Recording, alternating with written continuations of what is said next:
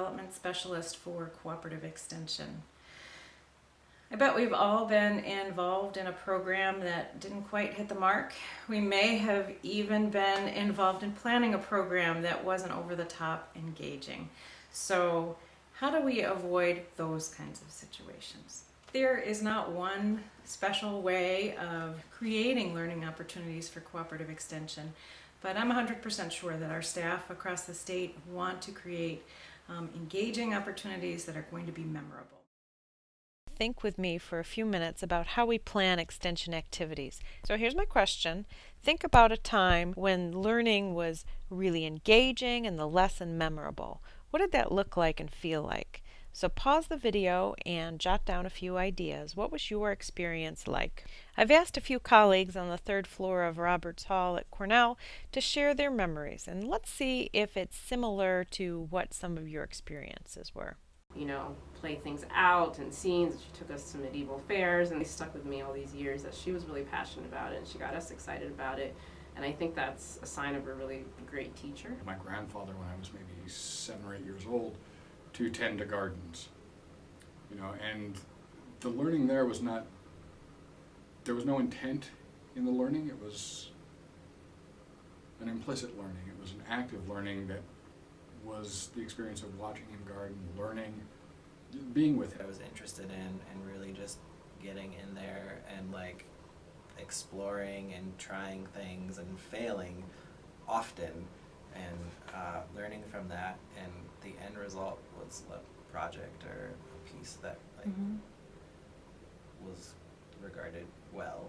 When we found, learning about my family's, the Clark family's woods, they have 180 acres of woods that goes back, 8 generations maybe. Cool. And so we just learned about it. We got all the map detailed out because it will be left to my husband Sean and our son Garrett. So she decided that this one particular week that she would ask me to be the teacher and take the lead on doing this little process. So I was just ecstatic because I thought, this is so cool. This is what I want to do.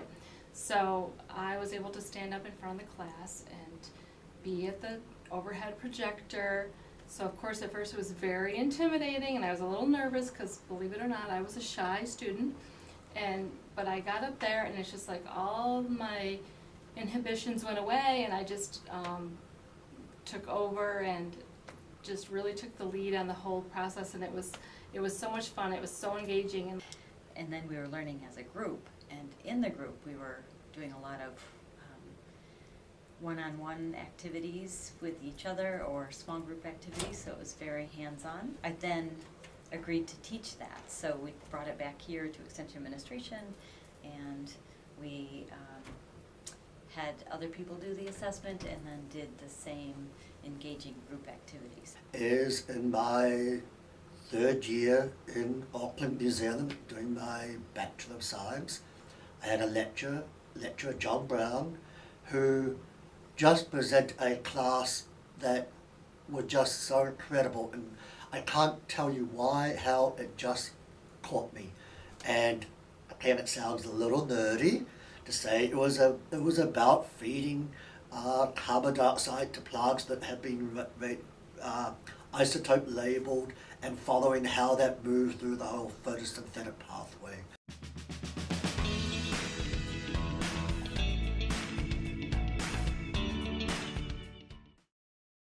See here is the 4A's lesson planning framework.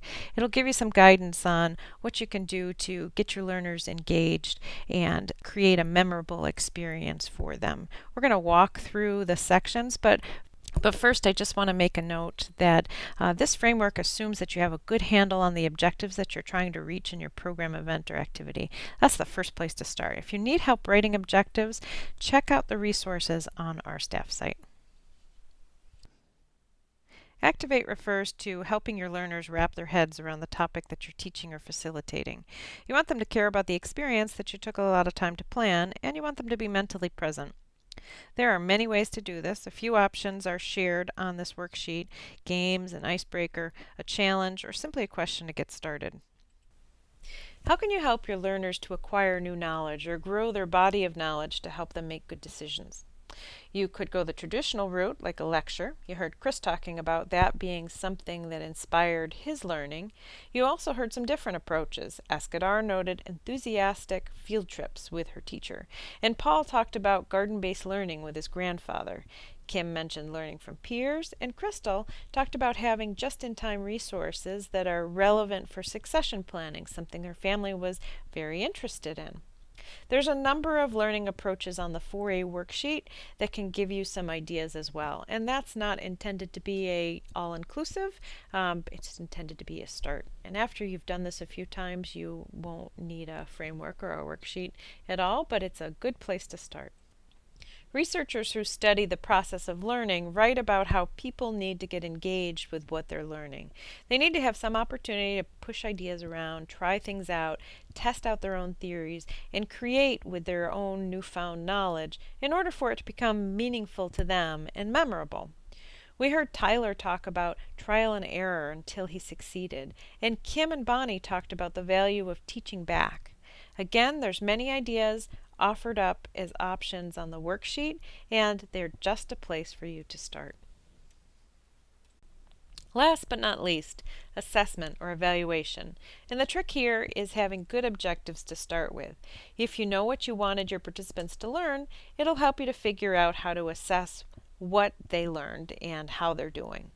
If they were learning to prune grapes, for example, a visual observation watching their new skills develop might be good enough. If they were learning the skills of how to do a public presentation, their successful completion of an event will give you some data. Surveys, quizzes, focus groups are all useful tools. Just remember to ask yourself questions and to pick evaluation methods that are related to your objectives. And now I'm going to leave you with some images of some engaging and dynamic lessons and activities developed by your colleagues in Cornell Cooperative Extension. Now let's go make a difference.